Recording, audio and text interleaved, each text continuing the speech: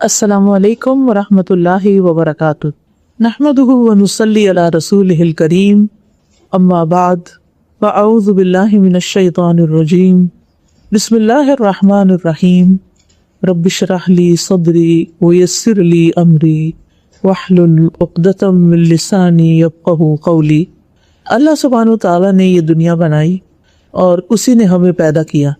पैदा करने के बाद फरमाया कि अल्लज़ी खलक़ल मौत वल हयात लियब्लुवकुम अय्युकुम अहसनु अमला, कि उसने ज़िंदगी और मौत को इसलिए बनाया कि तुम्हारा इम्तिहान लेकर देखे कि तुम में कौन अच्छे काम करता है। अय्युकुम अहसनु अमला, तुम में से अमल किसके अच्छे हैं। तो गोया इस प्लेनेट पर हम एक टेस्ट के लिए, एक इम्तिहान के लिए उतारे गए हैं और हम में से हर एक से ये देखा जा रहा है कि हम करते क्या हैं। हम सब किसी न किसी तरह जिंदगी में मुख्तलिफ इम्तिहानों से गुजरते हैं।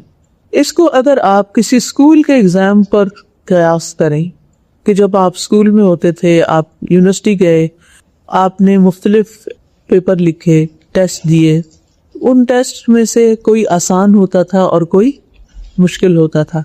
किसी सवाल का जवाब आता था और किसी सवाल का जवाब नहीं आता था। उनमें कभी पास हो जाते थे और बहुत अच्छे ग्रेड आते थे और कभी अच्छे ग्रेड नहीं भी आते थे। यही हाल हमारी ज़िंदगी का है। हम हर लम्हा आजमाए जा रहे हैं। कुछ लम्हात, कुछ औकात हमारे बहुत अच्छे होते हैं, हमारी स्पिरिट्स बहुत हाई होती हैं, हमारे अंदर एक ताकत महसूस होती है, हमें लगता है कि हम हर काम कर सकते हैं, कुछ मुश्किल नहीं। लेकिन कुछ औकात ऐसे होते हैं कि हमें अपने आप से भी बेजारी होने लगती है और यूँ लगता है कि कोई भी चीज़ ज़िंदगी में ठीक नहीं, मालूम नहीं मैं क्यों पैदा हो गई और मैं क्यों यहाँ पर हूँ और मुझे क्या करना चाहिए और क्या नहीं करना चाहिए। इंसान लॉस्ट हो जाता है और ये कैफियत हर एक पर आती है। ऐसे में हर एक को सब्र की, मदद की, एनकरेजमेंट की, दूसरों के ताउन की, मोहब्बत की, केयर की, गाइडेंस की ज़रूरत होती है। सबसे बेहतरीन गाइडेंस हमें हमारा रब देता है, अल्लाह रब्बुल इज़्ज़त। वो हमारी रहनुमाई करता है कि हमें किस वक्त क्या करना चाहिए।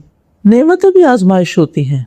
जो कुछ हमें मिला हुआ है, चाहे वो हमें जिस्मानी सेहत मिली हुई है या हमें औलाद की शक्ल में कुछ मिला है या फिर हमारा घर है, हमारी ज़रूरियात की चीज़ें हैं, जो कुछ भी है हमारे पास, ये भी एक इम्तिहान है। ये सब कुछ हमें अल्लाह सुब्हानहू तआला ने दिया है, हमारा अपना इसमें कुछ नहीं। हमने कोशिश की और असबाब इख्तियार किए और अल्लाह सुब्हानहू तआला ने अपनी रहमतें हम पर खोल दी। जब नेमत मिलती है तो हम समझते हैं कि ये तो एक इनाम है और हम उसको एंजॉय कर लें और हम उसको टेस्ट नहीं समझते, जबकि नेमत भी एक इम्तिहान होती है। कोई भी चीज़ जो हमें मिली है, छोटी से छोटी और बड़ी से बड़ी, वो भी दरअसल हमारे इम्तिहान के लिए है कि हम उसको इस्तेमाल कैसे करते हैं। हम नेमत पाकर शुक्रगुजार होते हैं या नाशुक्री करते हैं। हम उन नेमतों को अल्लाह की मर्जी के मुताबिक इस्तेमाल करते हैं, अल्लाह के रास्ते में इस्तेमाल करते हैं, अल्लाह ताला को खुश करने के लिए इस्तेमाल करते हैं, या फिर सिर्फ अपनी मर्जी करते हैं और अपने आप को खुश करने के लिए करते हैं। तो नेमतों को हम आमतौर पर इम्तिहान नहीं समझते, लेकिन बाज़ औक़ात नेमतों के साथ साथ हमारी ज़िंदगी में कुछ मुश्किल चीज़ें भी आ जाती हैं, कुछ नापसंदीदा चीज़ें आ जाती, कुछ नागवार लम्हे आ जाते हैं। कभी इंसान बीमार हो जाता है, कभी वो किसी खौफ का शिकार होता है, कभी उसका कोई काम रुक जाता है, कभी उसको भूख सताती है, कभी उसको जान और माल की तरफ से कोई परेशानी आ जाती है। इसको तो हम इम्तिहान समझते हैं, इसको तो हम आजमाइश समझते हैं। लेकिन इस आजमाइश में करना क्या चाहिए, आमतौर पर हम ये भूल जाते हैं, क्योंकि जब तकलीफ आती है तो हमें अपनी पड़ जाती है, फिर हम सेल्फ पिटी का शिकार हो जाते हैं और उस वक्त उस मुश्किल से कैसे निकले, बहुत से लोग अपना होश व हवास खो बैठते हैं, उम्मीद छोड़ बैठते हैं, मायूसी की तरफ जाने लगते हैं। जबकि हमें ऐसे मौके पर क्या करना चाहिए, अल्लाह सुब्हानहू तआला की तरफ रुजू करना चाहिए।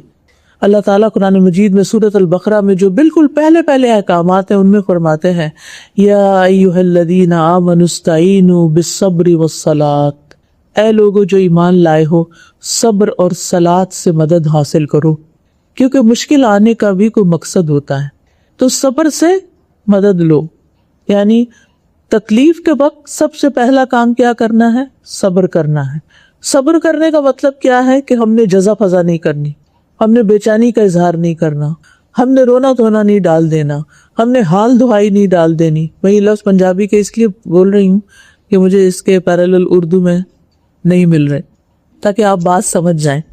تو بہت سے لوگ تکلیف کے وقت بس صرف جزا فضا ہی کرتے ہیں, ان کو سمجھ نہیں آتی اب کریں کیا. تو سب سے پہلی چیز یہ ہے کہ اپنے آپ کو نیگیٹو ری ایکشن سے بچانا ہے, منفی رد عمل سے بچانا ہے. یہ نہیں کہنا وائی می, یہ کیوں پریشانی آ گئی, یہ کیوں مصیبت آ گئی, صرف میرے ساتھ ہی ایسا کیوں ہوتا ہے, فلاں پر تو یہ مشکل نہیں آئی, مجھ پر آ گئی ہے. اور اس قسم کی بہت سی باتیں ہم اللہ تعالیٰ سے ناراضگی کی کرنے لگتے ہیں, جبکہ یہ ہمارا حق نہیں. اللہ ہمارا خالق ہے نا, وہی ہمارا مالک ہے, اور مالک اپنی چیز کے ساتھ جو چاہے کرے, اس کا یہ حق ہے, ہم اس کو روک نہیں سکتے. مثلاً آپ اپنے گھر کے مالک ہیں, اپنے کپڑوں کے مالک ہیں, اپنے گھر کے اندر کی چیزوں کے مالک ہیں, لہٰذا آپ کیا کرتے ہیں کہ کبھی کبھی ڈی جنکنگ کرتے ہیں, کچھ چیزیں رکھ لیتے, کچھ اٹھا کے پھینک دیتے ہیں. تو کوئی آپ سے نہیں پوچھتا کہ ہائے وہ اتنی اچھی بوٹل تھی تم نے پھینک کیوں دی, وہ فلاں اتنی اچھی چیز تھی, اتنے اچھے کپڑے تھے تمہارے نکال کیوں دیے. آپ کیا کہتے ہیں؟ میرے کپڑے میری مرضی, میں رکھوں تو میری مرضی, میں نکال دوں تو میری مرضی. اس سے زیادہ حق اللہ سبحانہ تعالیٰ کا ہے ہمارے بارے میں. جس کو چاہے دنیا میں رکھے, جس کو چاہے لے جائے, جس کو چاہے عزت دے, جس کو چاہے عزت اس سے لے لے, جس کو چاہے مال دے, جس سے چاہے لے لے, جس کو چاہے اولاد دے اور جس سے چاہے اولاد واپس لے لے, کیونکہ اصل مالک تو وہ ہے. ہمارے پاس تو یہ ساری چیزیں ہم مانتے ہیں. لہٰذا پہلا کام کیا کرنا ہے کہ جب بھی کوئی مشکل والا ٹیسٹ آ جائے نا, تو اس وقت صبر سے کام لینا ہے. دوسرا کام کیا کرنا ہے؟ والصلاۃ, نماز. اور صلاۃ عربی زبان میں دعا کو بھی کہتے ہیں, یعنی دعا سے مدد لینی ہے.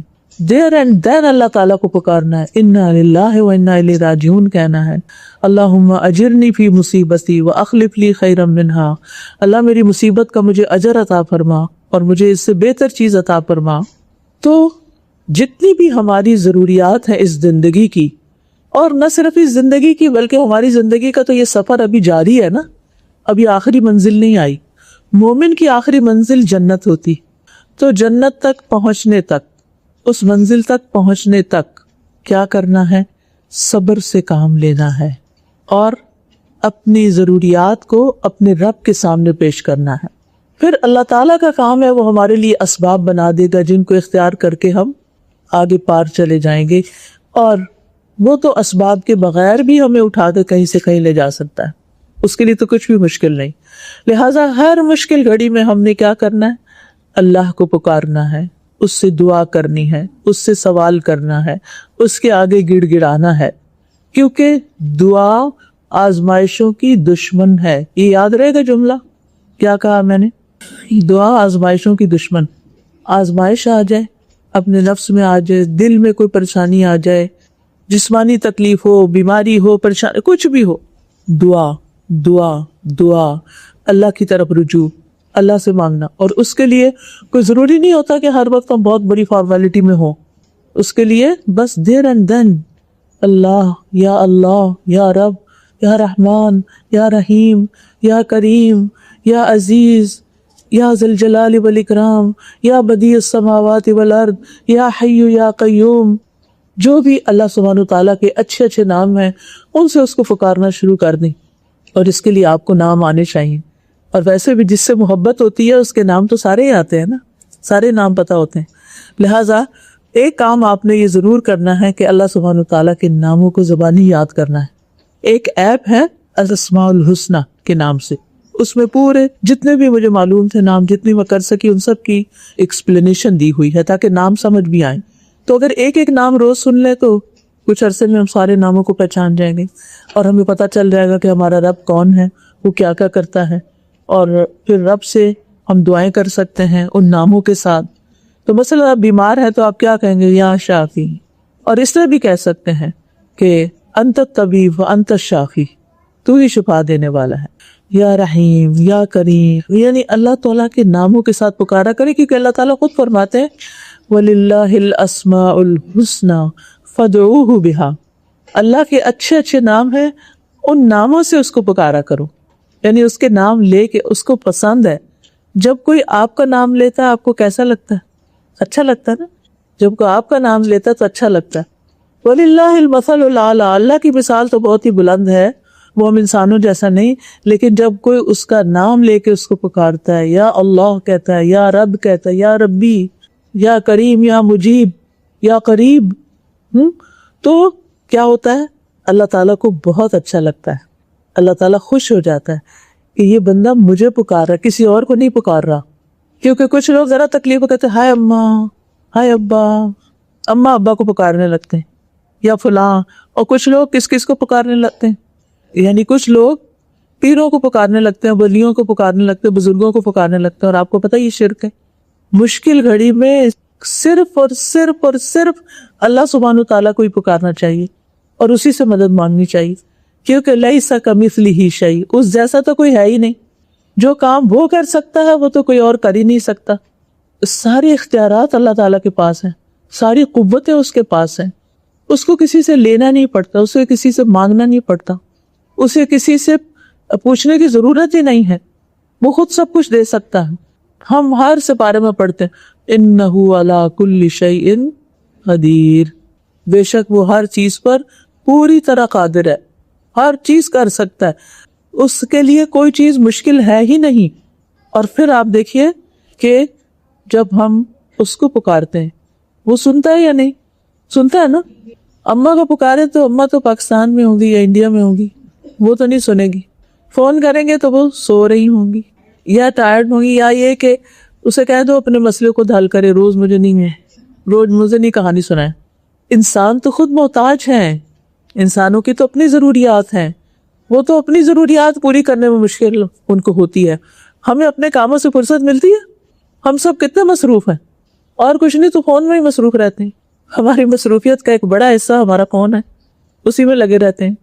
تو جب اللہ سبحانہ تعالیٰ کو ہم پکارتے ہیں، رات کو پکاریں، دن کو پکاریں، لا تأخذہ سنۃ ولا نوم، نہ اس کو نیند آتی ہے نہ اس کو اونگ آتی ہے جب بھی آپ اسے پکارے، بلکہ دن کی نسبت رات کو پکارنا زیادہ اچھا ہے۔ وہ رات کے پچھلے پہر بندوں کو خود مخاطب کرتا ہے، کوئی مانگنے والا تو مجھ سے مانگے میں اسے دوں۔ جو تہجد کا وقت ہوتا ہے نا، سحری کا وقت، فجر سے پہلے گھنٹہ 2 گھنٹہ یا جو بھی ٹائم ہوتا ہے، 1/3 آف دا نائٹ، جو لاسٹ 1/3 آف دا نائٹ ہوتا ہے، تو اس وقت جب آپ دعائیں کرتے ہیں تو وہ دعائیں آپ کی زیادہ سنی جاتی ہیں۔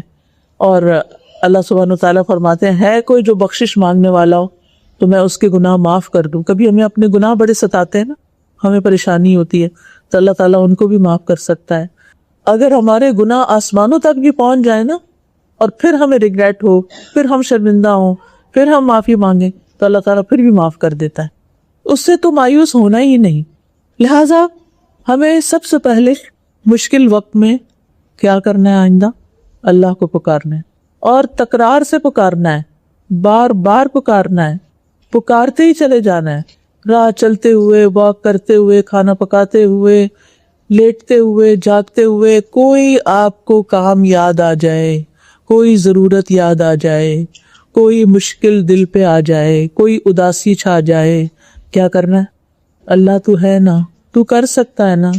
اچھے اچھے ناموں سے پکارنے کے بعد اپنی زبان میں آ جائے، جو بھی آپ کی مادری زبان ہے نا۔ جیسے میری مدر کی زبان پنجابی تھی، تو میں جب میری بہت جو خاص دعا ہوتی ہے نا، تو میں اس میں پنجابی میں دعائیں کرنے لگتی ہوں، کیونکہ مجھے ایسا لگتا ہے کہ جیسے نا یہ میں اپنے دل کی بات کہہ رہی ہوں۔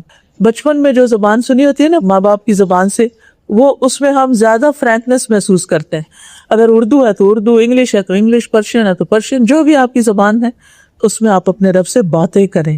یا اللہ تو ہے نا، تو میری تکلیف دور کر سکتا ہے، تو میری آزمائش ختم کر سکتا ہے، تو میرا کام، میری بگڑی بنا سکتا ہے، تو میری مشکل آسان کر دے۔ تو ابن القیم کہتے ہیں دعا مفید ترین علاجوں میں سے ایک علاج ہے، یہ آزمائشوں کی دشمن ہے، یہ مصیبتوں کو دور دھکیلتی ہے، ان کے ساتھ گتھم گتھا ہو جاتی ہے، آپ کو پتا ہے کہ ایک طرف سے دعا اوپر جاتی ہے، اوپر سے آزمائش آ رہی ہوتی ہے، درمیان میں ان کا جھگڑا شروع ہو جاتا ہے.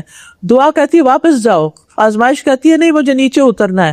اور ان دونوں کے آپس کے جھگڑے میں جو پاورفل ہوتی ہے وہ چیز غالب آ جاتی. اگر آپ کی دعا پاورفل ہے تو کیا ہوگا، آپ کی مشکل، وہ جو آزمائش پڑ رہی تھی نا، وہ برا سا خواب دیکھا تھا وہ واپس چلا گیا، وہ اب آپ پر کچھ نہیں آ رہا. اور خواب کا بھی معاملہ یاد رکھیں، کوئی بھی خواب جس کو دیکھ کے آپ پریشان ہونا، اس کا ذکر کسی سے نہیں کرنا. حدیث میں آتا ہے کہ خواب پرندے کے پنجے کی طرح ہوتی ہے جس میں اس پہ کوئی چیز پکڑی ہوئی ہوتی ہے، ایسے ہی خواب بھی لٹک رہا ہوتا ہے، معلق ہوتا ہے، اور جس وقت کوئی کسی کو بیان کر دیتا ہے اور منہ سے نکال دیتا ہے بات کو، اور اگلا اس کی جو تعبیر کر دیتا ہے اس کے مطابق وہ واقع ہو جائے. اور خاص طور پر اسی مجلس میں بیٹھ کے کہانیاں مت سنائیں خوابوں کی، اللہ یہ کہ کوئی خواب آیا اور اچھا ہو گیا، پورا ہو گیا، بعد میں آپ اپنے بچوں کو سنائیں کہ وہ میں نے شادی سے پہلے ایک خواب دیکھا تھا کہ میں کینیڈا جا رہی ہوں، پھر وہ میں یہاں آ گئی. تو اب مکہ جانے کی بات کریں، ٹھیک ہے، اللہ ہم سب کو لے جائے اور ہمارے راستے میں کوئی رکاوٹ نہ آئے، اللہ سب کے دل کی تمنا پوری کرے. پھر فرمایا کہ ان کے واقع ہونے کو روکتی ہے، یعنی رکاوٹ بن جاتی ہے، وہ دعا جو ہوتی ہے نا آگے بند باندھ دیتی، نہیں مصیبت نے نہیں آنا. اور اگر آ جائے کسی طرح تو دعا سے مصیبتیں اٹھ جاتی ہیں، ختم ہو جاتی ہیں. یا جب مصیبت واقع ہو جاتی ہے تو اس کو کم کر دیتی ہے. کچھ مصیبتوں کی انٹینسٹی بہت ہوتی ہے نا، وہ دل پہ بس چھا جاتی ہیں، کھانا پینا انسان بھول جاتا ہے، نیند نہیں آتی، بے چینی بے چینی بے چینی. ایسے میں جو چیز آپ کو فائدہ دے گی وہ اللہ کا ذکر ہے، دعا ہے. کوئی بندہ آپ کو کوئی دوا نہیں پلا سکتا کہ جس سے آپ گھول کے دوا پی لیں اور آپ کا دل ٹھنڈا ہو جائے. دعا جو ہے وہ اس کی انٹینسٹی کم کر دے گی. اب ہوتا کیا ہے کہ جب آپ کو کوئی تکلیف ہو رہی ہوتی ہے تو آپ دو کاموں میں سے ایک کر سکتے ہیں. ایک یہ کہ ہائے ہائے ہائے، اس سے کیا ملنے والا ہے؟ کچھ بھی نہیں. لیکن آپ کہیں گے یا اللہ یا اللہ یا اللہ رحم فرما، یا اللہ کرم کر، یا اللہ آسانی کر دے. تو پھر کیا ہوگا؟ مصیبت تو اپنی جگہ ہی ہے، ابھی درد تو ہو رہا ہے لیکن کم ہو جائے گا، آپ کے دل کو سکون آ جائے گا، آپ کو ایک سہارا مل جائے گا. تو دعا مفید ترین دوا بھی ہے، یہ دوا بھی ہے. تو دعا کی دو قسمیں ہوتی ہیں، ایک دعا العبادہ اور ایک دعا المسئلہ. یعنی دعا العبادت میں جیسے نماز، روزہ، حج، زکوٰۃ، عبادت کے جتنے کام ہیں یہ سارے دعا ہی ہیں ایک طرح سے. اسی لیے جب ہم کہتے ہیں نا ایاک نعبد و ایاک نستعین، اے اللہ ہم تیری عبادت کر رہے ہیں یعنی تجھ سے دعا کریں.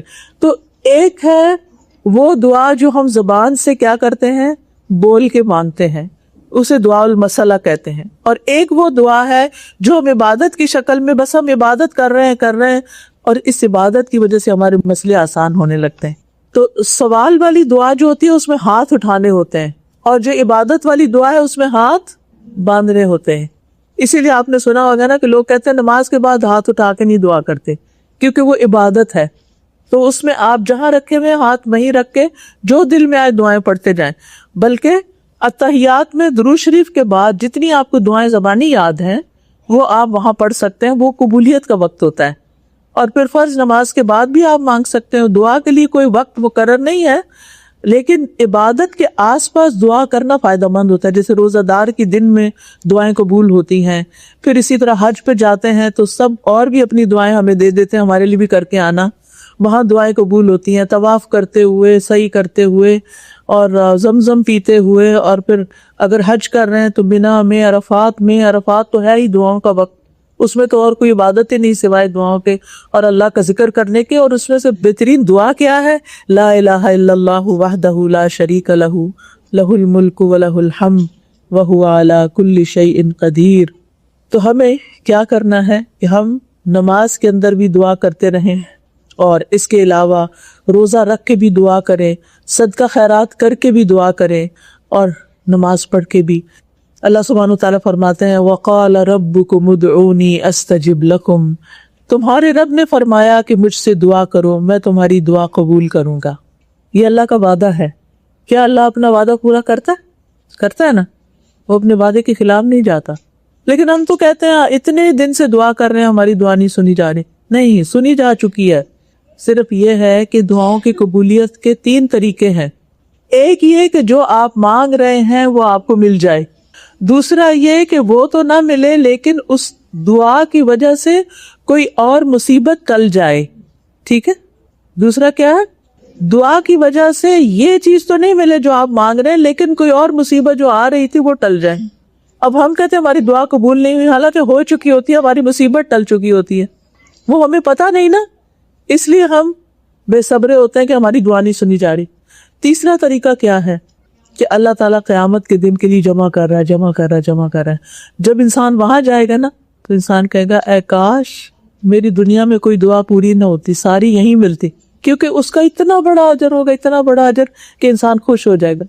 تو اس لیے انسان کو دعائیں کرتے رہنا چاہیے.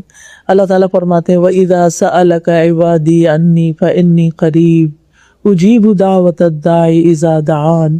اور جب میرے بندے آپ سے میرے بارے میں پوچھیں تو بتا دیجئے کہ میں تو قریب ہوں، میں پکارنے والے کی پکار کا جواب دیتا ہوں جب بھی وہ مجھے پکارے. اور اللہ سبحانہ وتعالیٰ ہم سے، ہماری شرک سے بھی زیادہ ہمارے قریب، اتنا قریب کوئی بھی نہیں ہے، نہ ہمارے ماں باپ، نہ دوست، نہ ہسبینڈ، نہ بچے، کوئی بھی اتنا قریب نہیں جتنا ہمارا رب قریب ہے. لیکن افسوس یہ کہ جب تکلیف آتی ہے تو ہم ان کی طرف جلدی جاتے ہیں اور اللہ کی طرف بعد میں آتے ہیں. پہلے ہم دوستوں کو فون کر دیتے ہیں یا بہن بھائیوں کو یا رشتہ داروں کو، اور پھر کیا ہوتا ہے، پھر وہ ہمیں کہتے ہیں اچھا دیکھو دعا کرو، تو پھر ہم دعا کرنے لگ جاتے ہیں. حیرت کی بات ہے نا. ہونا کیا چاہیے، ترتیب کیا ہونی چاہیے؟ پہلے کس کو یاد کریں؟ پہلے اللہ کو یاد کریں. اللہ کو یاد کرنے سے کیا فائدہ ہوگا؟ ہمارے دل قرار میں آ جائے گا اور ہم سکون میں ہوں گے. پھر ہم کسی کو تو ضروری ہو تو بتائیں گے، ورنہ بتائیں گے بھی نہیں. کیونکہ اپنی مصیبتیں کسی کے آگے رکھنا، اپنی تکلیفیں کسی کو سناتے رہنا، اس سے دوسرے خوش ہوتے ہیں یا تکلیف میں آتے ہیں. اب آپ کو تو تکلیف ہو ہی رہی ہے، چار اور بھی آپ کے ساتھ تکلیف میں آ گئے جب آپ ان کو کہانی سنانے لگ جاتے ہیں. اور کیا ہوتا ہے جب دوسروں کو بتاتے ہیں؟ اور کیا ہوتا ہے یہ بتائیے مجھے، اپنے تجربے سے بتائیے. تب آپ کی تفسیر کتنی اچھی بات انہوں نے کی کہ سن کے، کیونکہ ہو سکتا ہو کوئی آپ کا حاسد ہی ہو اندر سے، وہ کہ شکر ہے اس کو مصیبت آئی. نہیں سچ کہہ رہی ہوں. اور پھر چلے جائیں گے اور یہ کہہ رہی ہیں کہ چار اور لوگوں کو سنائیں گے جا کے. آپ بالکل صحیح کہہ رہی. پھر بعضوں کی شرمندگی ہوتی ہے، تو میاں بیوی کی لڑائی ہو گئی مثلا، جا کے آپ نے اماں کو بتا دیا. اچھا میاں بیوی تو صلح ہو گئی، شام کو اماں بیٹھی پریشان ہے. اور پھر بعض اوقات یہ ہوتا ہے کہ وہ آپ کے ہسبینڈ کے ساتھ ناراض ہونا شروع ہو جاتی، ان کے دل سے ان کی عزت ختم ہو جاتی. ہسبینڈ کو جب پتا چلتا ہے کہ ماں نے یہ کہا ہے تو وہ بیوی پہ اور غصہ کرتا ہے. اب کیا، وہ ایک چکر چل پڑتا ہے اور مسئلہ اتنا سا تھا برائی کا پہاڑ بن گیا. حدیث میں آتا ہے من سمت نجا، جو چپ رہا نجات پا گیا. تھوڑی سی تکلیف ہوتی ہے لیکن پھر اس کے بعد کوئی تکلیف رہتی نہیں ہے، آہستہ آہستہ آہستہ اس کی انٹینسٹی کم ہو جاتی. تو اس لیے جب کوئی پریشانی آئے نا، اسی وقت فون مت کریں کسی کو، اسی وقت کسی کے پاس مت جائیں. سب سے پہلے اللہ کے پاس، اللہ کے آگے ہاتھ اٹھا لیں، سینے پہ رکھ لیں، سجدے میں گر پڑیں، روئیں، بولیں، کچھ بھی کریں. بولا نہیں جا رہا، اذ نادى ربه نداء خفيا، جب اس نے اپنے رب کو چپکے چپکے دلی دل میں پکارا، اونچی آواز میں نہیں بات کی، دلی دل میں. کچھ دعائیں ایسی ہوتی ہیں نا انسان اندر ہی اندر کر سکتا ہے، کیونکہ بعض اوقات سچی تنہائی ملتی بھی کوئی نہیں. آپ دیکھیں نا سارا دن، صبح ہوتی ہے بچے ہمارے آگے پیچھے ہو جاتے ہیں، رات ہوتی ہے تو پھر ظاہر ہسبینڈ ہوتے ہیں، پھر آپ کو اکیلا پن کہاں سے ملے گا؟ دن کو پھر اور کام ہے، جاب ہے، آنا جانا ہے، کئی مسئلے مسائل ہوتے ہیں. وہ تنہائی مسلح پہ ملتی، وہ مسلح میں بھی سجدے میں ملتی ہے، مسلح میں بھی سجدے میں ملتی. کیونکہ سامنے بیٹھ کے اگر آپ کی آنکھوں میں آنسو آ گئے تو کوئی دیکھ لے گا، ہے کیا ہوا تمہیں، خیریت تو ہے نا، ٹھیک ہے، نہیں بتاؤ مجھے تو ضرور بتانا ہوگا، تو مجھے کچھ نہیں سمجھتی. اب پھر کیا، پھر بتانا پڑ جاتا ہے. تو سجدے میں جب آپ جاتے ہیں نا تو سب سے زیادہ انسان اللہ کے قریب کہاں ہوتا ہے؟ سجدے میں ہوتا ہے. اچھا سجدے میں بہت سے لوگوں کو یہ نہیں پتا ہوتا کہ سجدے میں ہم دعائیں کر سکتے ہیں. ٹھیک ہے، اردو میں نہیں کر سکتے، انگلش میں نہیں کر سکتے، عربی کی دعائیں چھوٹی چھوٹی آپ یاد کر لیں اور مسئلے کے مطابق. اور اگر کچھ بھی نہیں نہ آتا، کوئی دعا نہیں آتی، یہ سب کو آتی ہے، یا حی یا قیوم برحمتک استغیث، یہ تو سب کو آتا ہے نا، اس میں تو کوئی مشکل نہیں. آپ سجدے میں پڑھیں اور کہیں یا حی یا قیوم برحمتک استغیث، جب اللہ کی رحمت آ گئی تو کیا ہوگا؟ مسئلہ حل ہو جائے گا. اللہ کی رحمت آ گئی، آپ کے دل کو قرار آ جائے گا. لہٰذا اللہ سبحانہ وتعالیٰ کی طرف رجوع کریں. اور پھر جب ہم رکوع کر رہے ہوتے ہیں اور کھڑے ہوتے ہیں تو کیا کہتے ہیں؟ سمع اللہ لمن حمیدہ. اس کا کیا مطلب ہے؟ سن لیا اللہ نے اس کو جس نے اس کی تعریف کی. بعض اوقات ہم دعا میں صرف اللہ کی تعریف ہی کر رہے ہوتے ہیں، تعریف تعریف تعریف، بس تعریف ہی ہو رہی ہوتی. جیسے حج کی دعاؤں میں سے، عرفہ کے دن کی دعاؤں میں سے سب سے اچھی دعا جو سارے پیغمبروں نے کی وہ ہے لا الہ الا اللہ وحدہ لا شریک لہ لہ الملک ولہ الحمد وہو علی کل شیء قدیر. کیا مطلب ہے اس کا؟ لا الہ الا اللہ وحدہ، اللہ کے سوا کوئی معبود نہیں، وہ اکیلا ہے. لا شریک لہ، اس کا کوئی شریک نہیں. لہ الملک، ساری بادشاہت اسی کے. وَلَهُ الْحَمْدُ، ساری تعریف بھی اسی کی ہے. وَهُوَ عَلَى كُلِّ شَيْءٍ قَدِيرٌ، اور وہ ہر چیز پہ قادر ہے. بس یہ جو آپ نے کہہ دیا نا اللہ ہر چیز پہ قادر، آپ کی ساری دعائیں اس میں آ گئیں کہ اللہ تو سب کچھ کر سکتا ہے، تو سب کچھ دے سکتا ہے. تو کبھی کبھی صرف لا الہ الا اللہ پڑھنا غم دور کر دیتا ہے. غم کا بوجھ آئے نا دل پہ تو کثرت سے کریں لا الہ الا اللہ لا الہ الا لا الہ الا اللہ لا الہ الا اللہ، یا پھر لا الہ الا انت سبحانک انی. قرآن مجید میں اللہ تعالیٰ کا وعدہ ہے کہ فنجیناہ من الغم وکذالک ننجی المؤمنین. ہم نے اس کو یعنی یونس علیہ السلام کو غم سے نجات دی کیونکہ وہ مچھلی کے پیٹ میں چلے گئے تھے، تو وہاں سے نکال کے ان کو سایہ دیا، ان کو کھانے کو دیا، ان کی ساری ضرورت پوری کی، ان کو اپنی قوم میں واپس بھیجا، ان کو معاف کر دیا. فرمایا اسی طرح ہم مومنوں کو نجات دیتے ہیں. تو اس لیے کبھی لا الہ الا اللہ اور کبھی اس سے آگے غم کی شدت ہے لا الہ الا انت سبحانک انی کنت من الظالمین. اللہ تو پاک ہے، میں ظالم ہوں، میں نے اپنے حق میں ظلم کیا، میں نے گناہ کیے، یہ میرے اپنے گناہ ہیں جو میرے سامنے آ گئے. ایک بزرگ تھے تو اللہ نے ان کو بہت کچھ دیا ہوا تھا، تو ایسا ہوا زندگی میں کہ غریب ہو گئے وہ بھی، یعنی ان کا سارا کچھ چلا گیا، غریب ہو گئے. کسی نے ان سے پوچھا کہ آپ کے ساتھ یہ کیوں ہو گیا؟ آپ کے پاس تو سب کچھ تھا، تو یہ سب چلا کیوں گیا؟ تو وہ کہتے ہیں کہ میں نے 40 سال پہلے کسی کو غریبی کا تانا دیا تھا، او غریب، تو وہ میرا گناہ آج میرے سامنے آ گیا. میں نے کسی کو غربت کا تانا دیا تھا، آج وہ تانا میرے سامنے آ گیا. تو بعض اوقات انسان کا کوئی گناہ ہوتا ہے جو اس کے سامنے آ جاتا ہے، وہ کسی کے ساتھ زیادتی کرتا ہے تو وہ چیز کوئی اور اس کے ساتھ کر جاتا ہے. آپ آزما کے دیکھ لیجئے، آپ کسی کی بے عزتی کریں، کرنا نہیں، لیکن مراد اس سے یہ ہے کہ جب انسان کو ایسا کرتا ہے تو کوئی اور ہمارے اوپر مسلط ہو جاتا ہے، کوئی ہمارے ساتھ سخت باتیں کرنے لگتا ہے. انسان کہتا ہے اس کو کیا ہوا، یہ تو اتنا پولائٹ ہے، اتنا اچھا ہے، آج میرے ساتھ اس کا کیوں موڈ آف ہو گیا؟ تو اللہ تعالیٰ نے نا ایک میکینزم رکھا ہوا ہے کہ اگر انسان برا کرتا ہے نا تو اس کا نتیجہ برا نکلنا ہوتا ہے، الا یہ کہ توبہ کر لے، معافی مانگ لے اور اس کی جگہ کوئی اچھائی کر لے. اور اگر وہ اچھا کرتا ہے نا تو اس کا بھی نتیجہ آنا ہوتا ہے. کر بھلا ہو بھلا، آپ اچھا کریں گے آپ کے ساتھ اچھا ہوگا. آپ کسی کو رسپیکٹ دیں گے آپ کو کیا ملے گا؟ رسپیکٹ ملے گی. آپ کسی کو محبت دیں گے آپ کو کیا ملے گا؟ محبت ملے گی. ضروری نہیں کہ ایک دفعہ کسی کو کہنا آئی لو یو کہہ کے تو آپ کو جواب میں مل، کچھ لوگوں کے ساتھ ذرا زیادہ ٹائم لگانا پڑتا ہے، ٹھیک ہے نا. تو بہرحال ہمیں اس کی بھی دعا کرنی چاہیے کہ یا اللہ میں ایسی دعاؤں سے پناہ مانگتی ہوں کہ جو سنی نہ جائیں. اللہم انی اعوذ بک من دعاء لا یسمع. اب دعا مانگنے کا طریقہ کیا ہے؟ کچھ تو میں نے بتا دیا کہ دیر اینڈ دین جہاں جہاں ضرورت پڑے مانگتے جائیں، اپنی زبان میں مانگے، عربی میں مانگے، انگلش میں مانگے، کوئی بات نہیں، ایز لانگ ایز آپ کا ایک کنیکشن ہے اللہ سبحانہ وتعالیٰ کے ساتھ.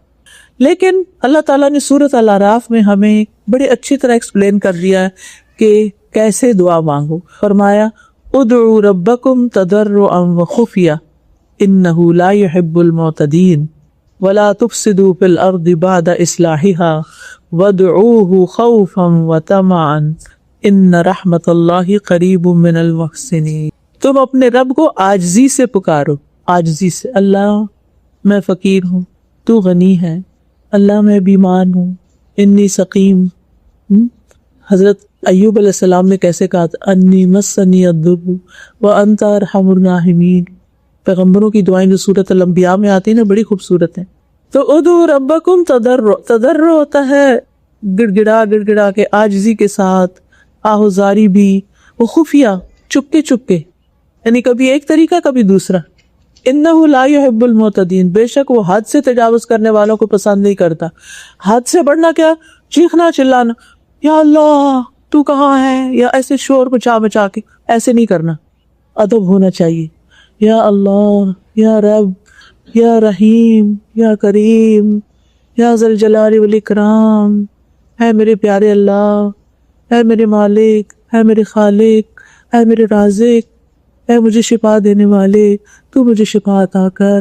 یعنی جیسے راز و نیاز کرتے ہیں، جیسے دل سے کوئی چیز طلب کرتے ہیں، اس طرح دعا کریں. پھر فرمایا اور تم زمین میں اس کی اصلاح کے بعد فساد نہ کرو اور اسے خوف اور امید سے پکارو. دعا کر کے دل میں خوف آنا چاہیے، پتہ نہیں میری دعا قبول ہوئی کہ نہیں، اور کبھی امید کہ میرا رب تو سننے والا ہے، وہ ضرور دے گا مجھے یقین ہے وہ مجھے عطا کرے گا. یا اللہ تیرے سوا میرا کوئی نہیں، میں تیرے ہی در پہ آیا ہوں، مجھے تجھی سے لینا ہے، مجھے نہیں پتا، میں تو آپ ہی کو جانتی ہوں، آپ ہی میری مشکل آسان کرے، آپ میرا ہی مسئلہ حل کر دیں.